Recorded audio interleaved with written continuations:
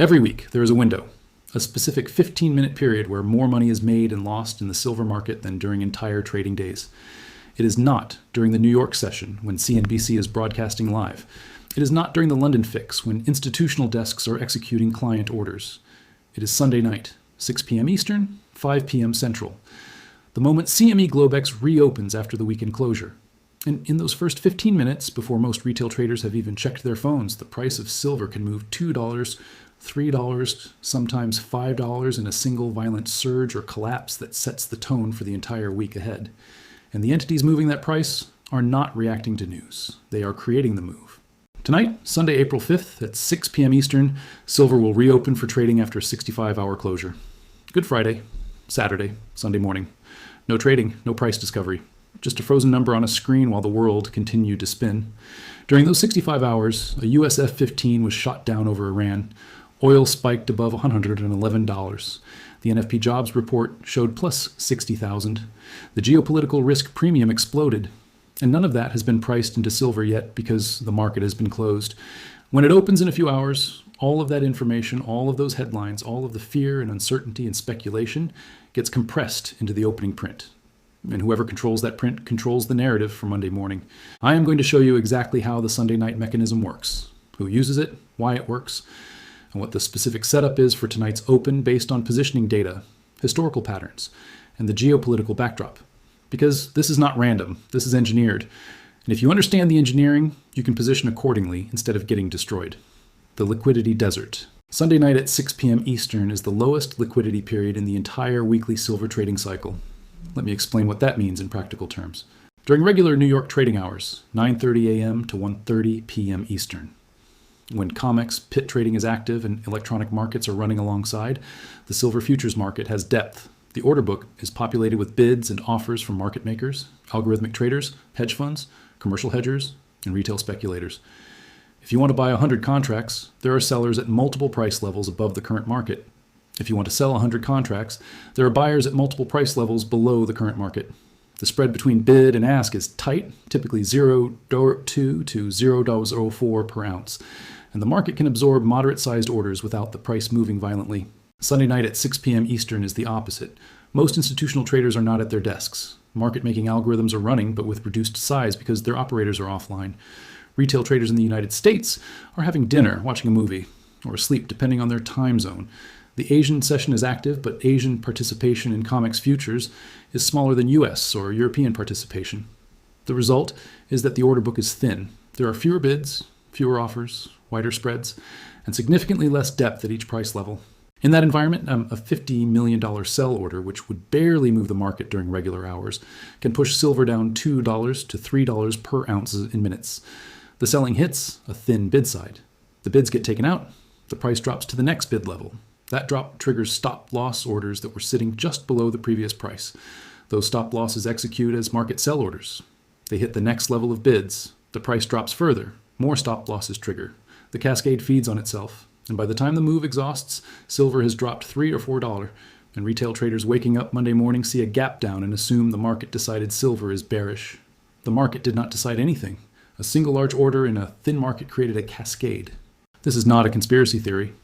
This is documented market microstructure. CME publishes volume data by hour.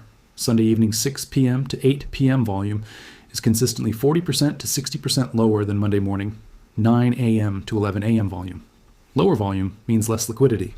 Less liquidity means higher price impact per dollar of order flow. That is basic market mechanics. The January 30th precedent. Let me show you what happened the last time a major Sunday night move set up the week. January 30th, 2026. This is the session that produced the 31.4% single-day crash in silver, the largest decline in 46 years. Silver closed Friday, January 29th at approximately $121.67. The all-time high had been hit earlier in the session. Sentiment was euphoric. Retail traders were calling for $150, $200, even higher.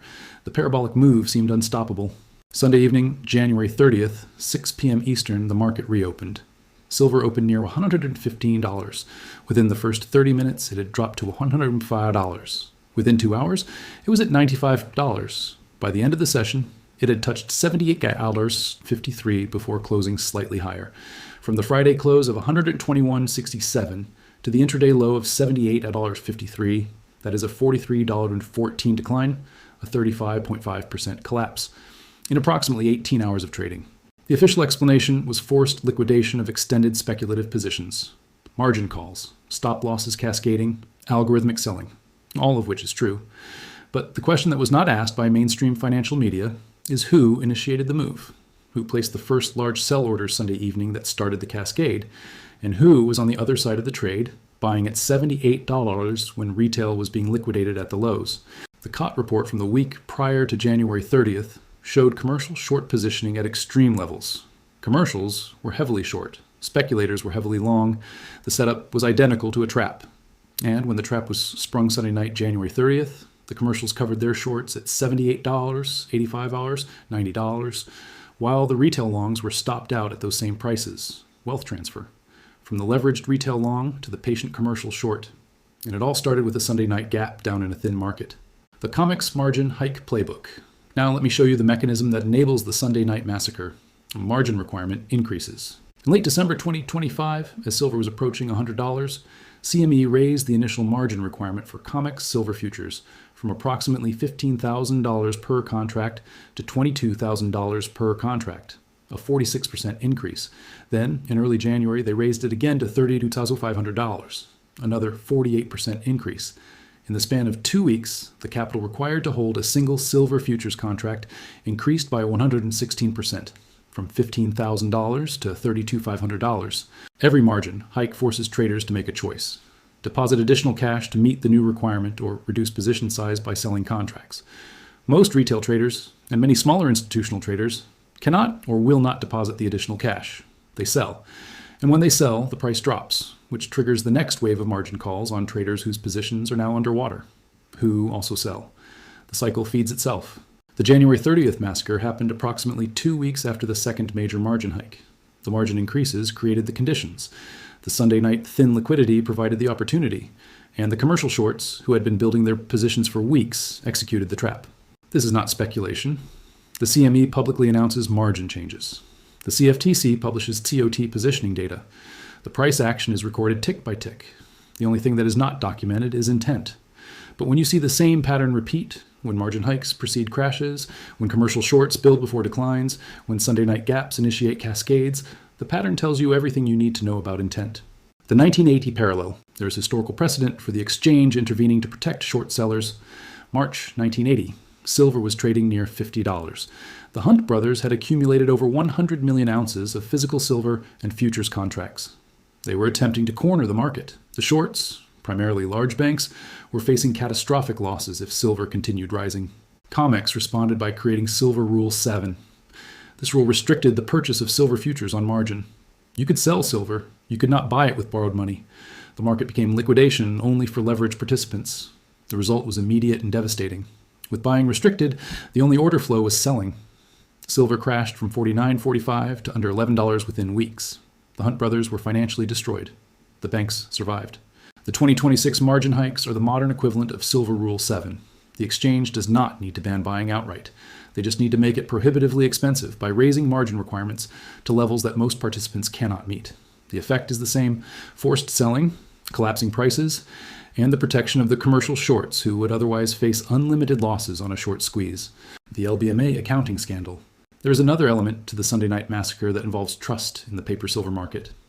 In 2021, the London Bullion Market Association, LBMA, the organization that oversees the London precious metals market, overstated its silver holdings by 3,300 metric tons. That is approximately 106 million ounces. The discrepancy was discovered during an audit and was attributed to a calculation error. A calculation error: 106 million ounces. That is 13% of annual global mine production, misreported for months or possibly years.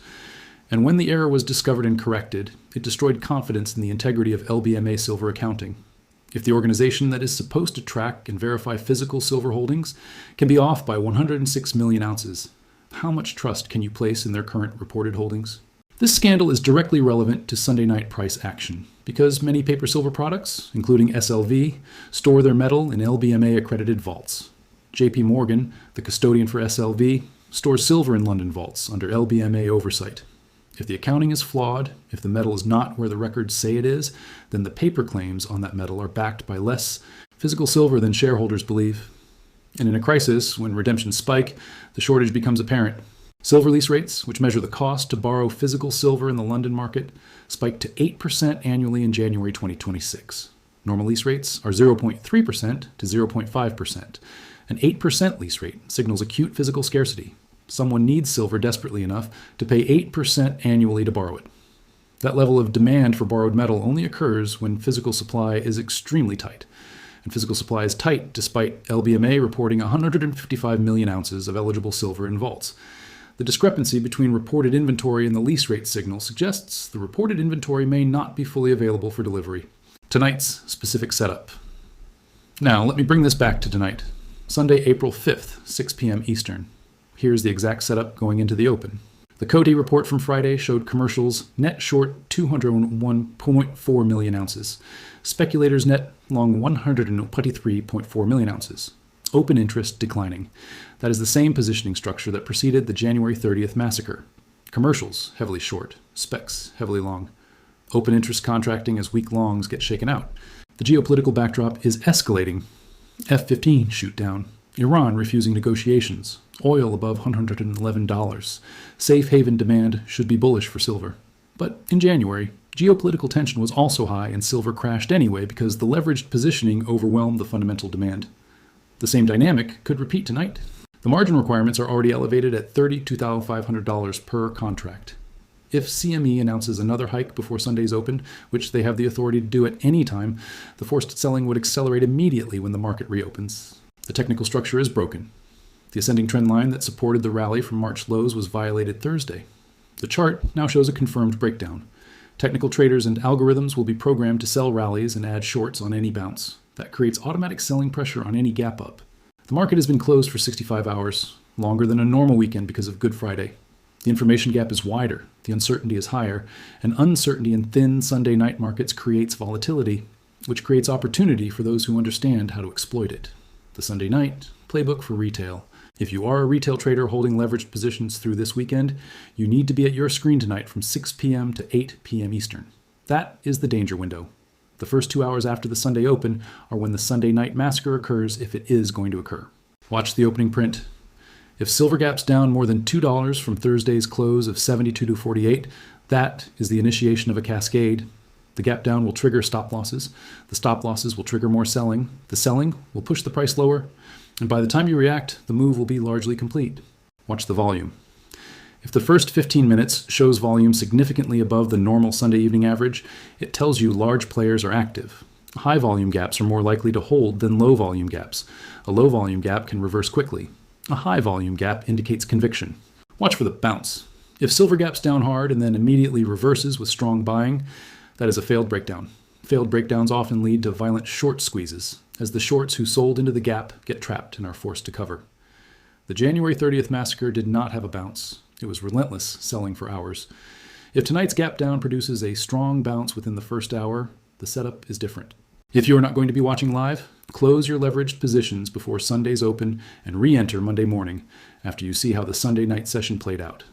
The overnight gap risk is not worth it unless you are actively managing the position in real time. The Wall Street advantage. Wall Street does not want you to see Sunday night because Sunday night is when they have maximum advantage. Retail is offline. Liquidity is thin.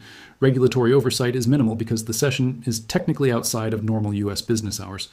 Large institutions can execute strategies Sunday night that would be impossible during regular hours because the market impact would be too visible. A $200 million sell order executed at 10 a.m. on a Wednesday would be noticed. It would be reported. It would be analyzed. A $200 million sell order executed at 6:05 p.m. on a Sunday can move the market $5 before most people even know the market is open. By Monday morning, the narrative is already set. Silver crashed on geopolitical fears. Silver crashed on technical breakdown. Silver crashed on whatever story fits the price action. But the reality is, silver crashed because someone with enough capital chose to crash it in the thinnest liquidity window of the week. Tonight, at 6 p.m. Eastern, the Sunday night window opens. The setup is loaded. The positioning is extreme. The geopolitical backdrop is uncertain. And the historical pattern says when these conditions align, massacres happen. Watch carefully. Trade accordingly. And do not assume that what happens in the first 15 minutes is the market's natural response to the news. It is Wall Street's orchestrated response to an opportunity.